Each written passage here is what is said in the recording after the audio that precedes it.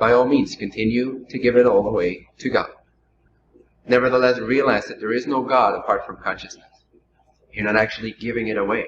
You're only pretending to give something away. There's not even a something to give away. It's all pretense. But if it works, it's beautiful.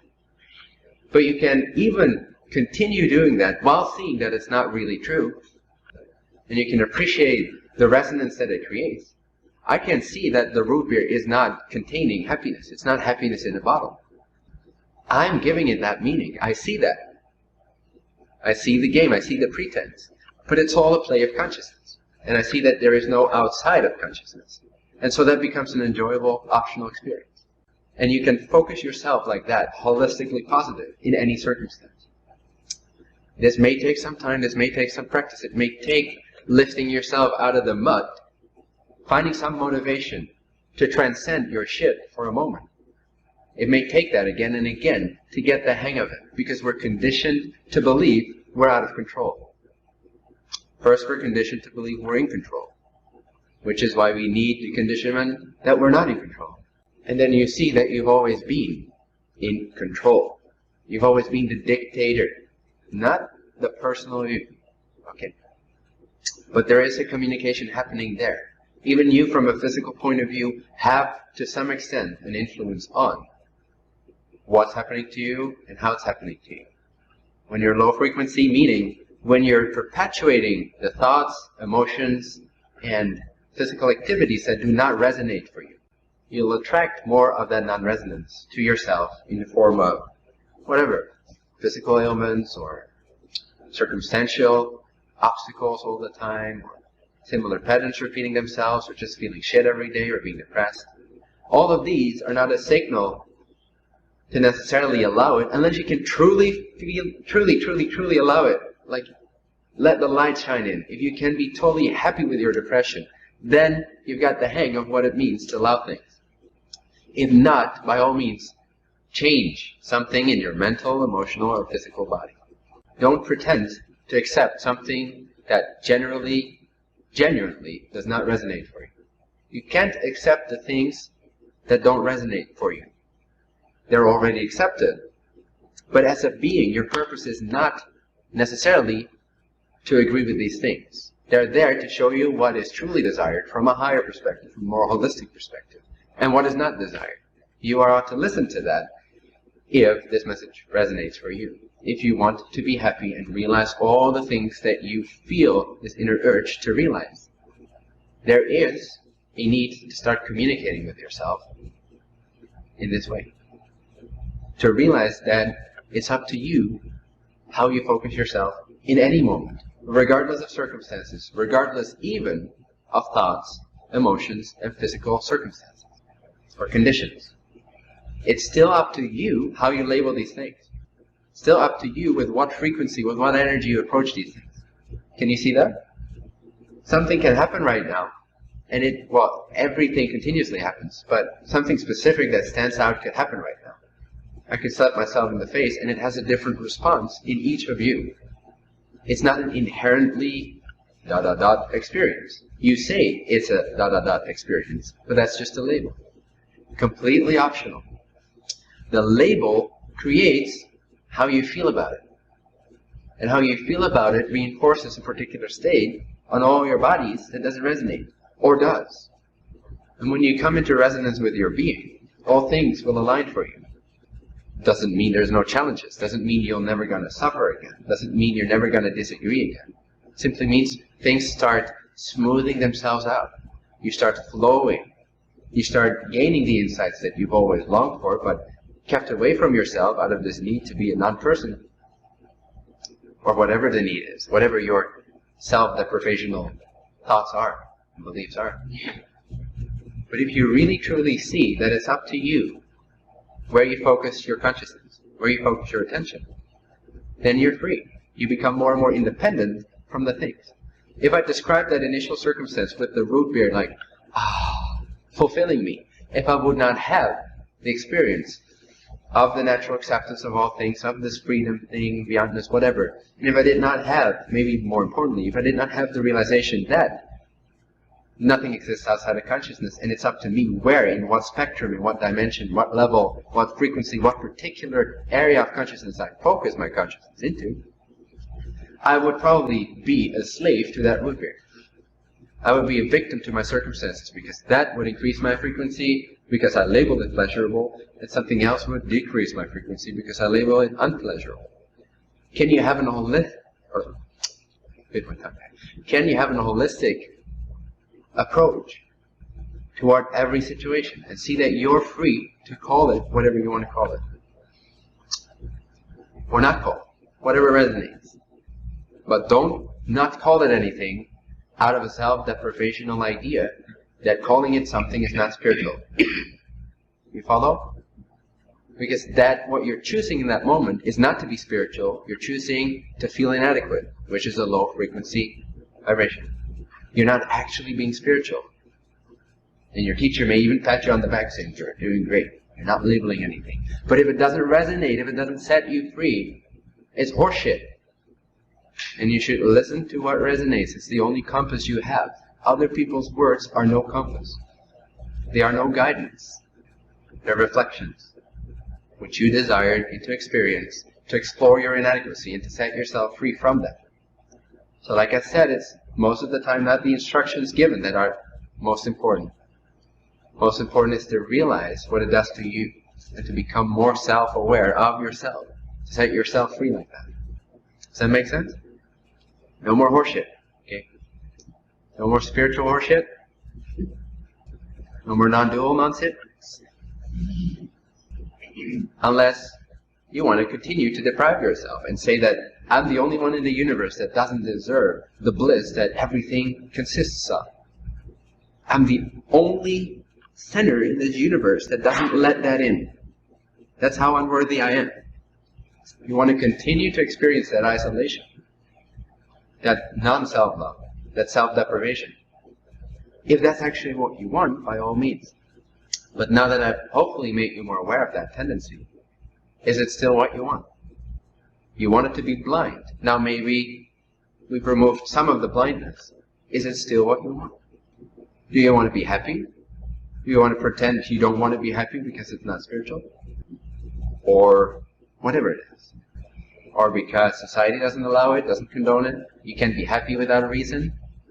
There has to be a circumstance in your life that everybody collectively agrees is positive before you can call it positive. If you call it positive before everybody else calls it positive, you're going to stand out in a negative way, and we're so afraid of that. Right? We're pioneers. It's your duty to be uncomfortable in society. You came here to rattle the cages. And yes, in that, there is a lot of learning for yourself. There's a lot of joyful, if you choose to see it that way, participation in relationship to your own beliefs. Sometimes it may feel like hard work. Sometimes it may feel like a breeze. But at all times, it's your honor. At all times, it's your bliss to be in the mess. It's your bliss. It's your chosen bliss. You freely chose it to be in the mess. You saw the mud. You knew exactly what was ahead of you. And you chose to dive in.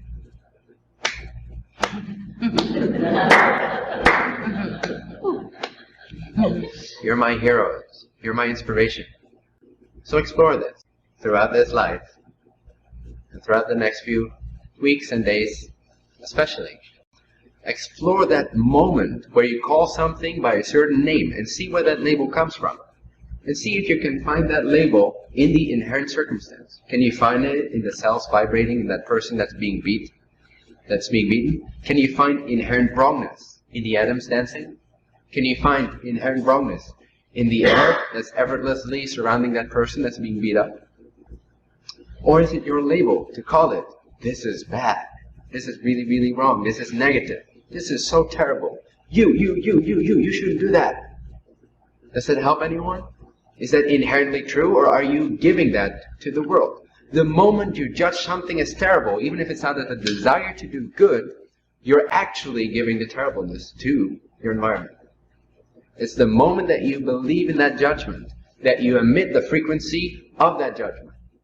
See that moment, catch that moment before you've entered into the choice to focus yourself down that narrow tunnel of what everybody else has taught you means this. This means that, this means this. This means good, this means bad. Free yourself up from good and bad definitions and see that the definition you give something, the meaning you give to something is always, always, always up to you regardless of what happens. If you can catch that moment, if you can be in that space of free awareness, free consciousness, where you're in tune with your being and your resonance, and you see whatever doesn't resonate, you don't have to focus on. You can never solve a problem by focusing on a problem. The irony is you need to let go of the problem so that it can solve itself. All you need to do is focus on what resonates. Include that which does not resonate, but focus on what does resonate, even in the inclusion of what does not resonate. Acceptance doesn't mean to agree with something as being your own. You don't have to adopt what does not resonate. You embrace, you include, you give your faith, your love to it. But by doing so, what you're choosing is not judgment, not fear, but you're actually choosing the love that you're giving. When you're loving and embracing and accepting a particular concept that does not resonate, you're not adopting the frequency of that concept, you're adopting the frequency of the love that you're giving it. So still there, too, you're choosing love. You're not choosing the concept, you're embracing it. And so you stay in your frequency of being naturally. And it becomes more and more natural and less work. You become freer and freer and freer and freer and freer and freer. Imagine freedom beyond what you can imagine. And that's only a fraction of the freedom that you experience more and more and more.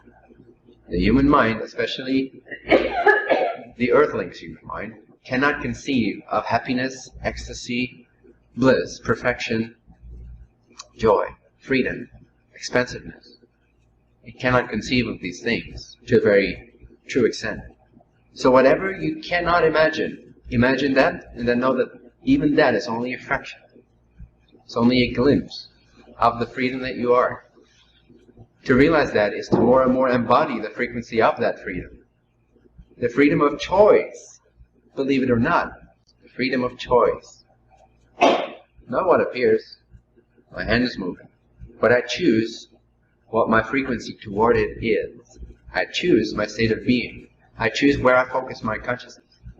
The more you realize this, the more it will be a choice, and the less you will feel like a slave. And you'll become a passionate, free, enlightened co-creator of the rest of yourself. You'll help participate yourself to free up and to have fun and to celebrate and to learn with the rest of yourself, which is all that is. It's all yourself. It's your own party. Explore. It's always up to you. Let this be a motto that you can either resonate with or not, but see if the non-resonance is resistance to the idea, or if it really doesn't resonate. Because if there is resistance to the idea, it does resonate. That's the secret. If something feels like you're resisting it, it actually resonates. But you don't believe it's possible, you don't believe it's worth the effort, you don't, whatever you believe. But if you resist something, you feel a resistance, it's because you believe there's some truth to it, which means it resonates to you. If something truly doesn't resonate with you, there's a clarity there. It's simply, that's not the frequency I prefer, and there's nothing in there for me to learn. What's in there for me to learn is to accept it from right over here. To send it love from right over here, and to choose my own state of consciousness from right over here. So let this be the motto for exploration during the next few weeks, if you will, if it resonates. It's always up to me what I call something. In other words, you'll see that it is synonymous to, it's always up to me how I feel about something. Not what you're feeling, but how you're feeling about what you're feeling. It's up to you. How you consider it, from what perspective of consciousness you're approaching it. It's always up to me where I focus my consciousness. Now that is empowerment, not control. That is free will. But free will only comes with an increasing consciousness. You're only free to choose to the degree that you're conscious of the fact that you are choosing all the time. When I'm not aware of that, I too don't have free will. The moment I am aware of that, I have free will. It's still the free will to be blind to it, But then from a conventional perspective, it's not free will anymore, or it doesn't feel like it, doesn't appear like it. I just appear like things are happening. The things are only happening that are of the frequency that you're embodying. Stay true to what resonates, regardless of the circumstances. Start calling it joy, even if it's misery. And you'll see that it's not misery, you've called it misery. Now you're calling it joy, and voila, with enough perseverance and conviction and relaxation, it turns into joy. The very thing you've always labeled, I'm afraid of that, that's misery, I don't want that. Suddenly that becomes the frequency that you yourself resonate with. Life is that malleable. It's not set. Meanings, values, properties are not set. They're all dependent upon where you focus your consciousness, from what level you're approaching your life with. Not what it is, but where you're coming from in your vibration, in your energy, in your attitude. Thank you. Thank you.